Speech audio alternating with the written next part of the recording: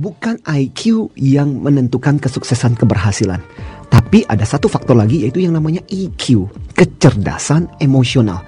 Bahkan dikatakan kecerdasan emosional itu bisa berpengaruh 80% terhadap kesuksesan seseorang, termasuk anak kita.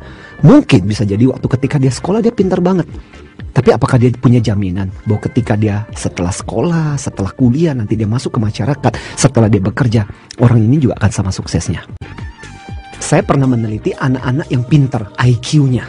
Jadi yang saya teliti adalah mereka-mereka yang IQ-nya di atas 120. Meaning anak ini superior IQ-nya. Iya. Tapi yang saya kemudian cari lebih jauh lagi adalah yang IQ-nya pintar tapi matematikanya berjeblok. Yang matematikanya do re mi fa sol. Ya, artinya selalu nilainya merah. Itu kan aneh. IQ pintar tapi kenapa matematikanya bisa jelek? Dan setelah saya teliti mereka cukup lama, sekitar setahun saya menyelesaikan skripsi ini, saya sampai kepada satu kesimpulan bahwa anak-anak ini banyak mengalami masalah-masalah yang berhubungan dengan emosi. Jadi bukan karena anak ini bodoh, tapi karena benci sama gurunya lah, sebel lah, temannya pernah dikerjain lah dan sebagainya. Nah, gara-gara berbagai akibat seperti ini, akibatnya anak ini kemudian mendapatkan nilai yang rendah. Intinya, kalau kita melihat anak kita rendah di nilai matematika, jangan cepat menarik kesimpulan bahwa anak kita bodoh sebenarnya. Betul. Ya, bisa jadi karena memang ada masalah-masalah emosional. Nah, itu sebabnya kenapa EQ, pendidikan kecerdasan secara emosional, ini penting. Kita sebenarnya bicara mengenai EQ untuk parenting, kan kita bicara mengenai 4 tipe jenis bagaimana orang tua mengasuh anaknya. Ya, kalau kita bicara mengenai 4 tipe mengasuh anak ini, kan kita bicara mengenai ada orang tua yang dismissing. Dismissing itu apa? Orang tua yang selalu mengabaikan. Anak ngomong apa, dicuekin. Ma, kita pergi ini, dicuekin. Dijawab aja enggak, dicuekin gitu. Karena anak dianggap enggak berharga gitu. Tipe yang kedua ada juga, yaitu rejecting. Nah, rejecting itu ditolak. No, enggak boleh. Anak mau ini, tidak boleh. Anak mau itu, jangan. Jadi selalu no. Nah, akibatnya apa yang terjadi? Hati-hati juga kalau kita menjadi orang tua yang sering kali seperti itu, apa yang terjadi? Anak lain kali ketika dia besar, dia akan punya banyak limiting belief. Jadi dalam dirinya, dia sendiri mulai membatasi dirinya. Saya jangan melakukan ini nanti kalau saya melakukan ini, nanti akibatnya seperti ini lagi.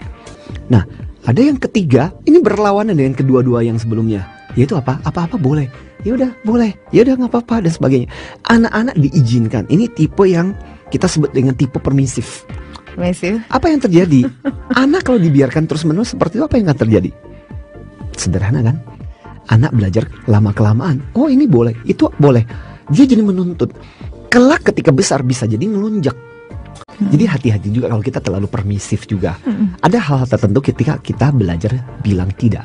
Nah, bicara tentang belajar bilang tidak ini terkait dengan yang keempat. Ini yang menjawab pertanyaannya Mbak Aci tadi. Yang disebut dengan EQ, Coach Parenting. Ya, EQ Coach Parenting itu apa? Nah, ini orang tua yang menggabungkan. Prinsipnya ada 3L. Orang tua yang listen, orang tua yang mengajari anak untuk melabel ini dalam arti positif, memaknai sesuatu, dan kemudian ada limitnya.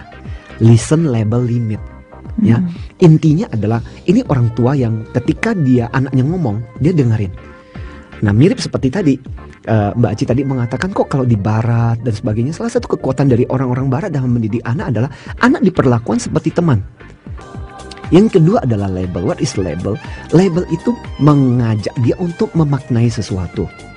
Ya, artinya gini, hey, kita kan orang tua. Kita lebih berpengetahuan, kita lebih paham tentang sesuatu, baik buruk pertimbangannya apa dan sebagainya, ya.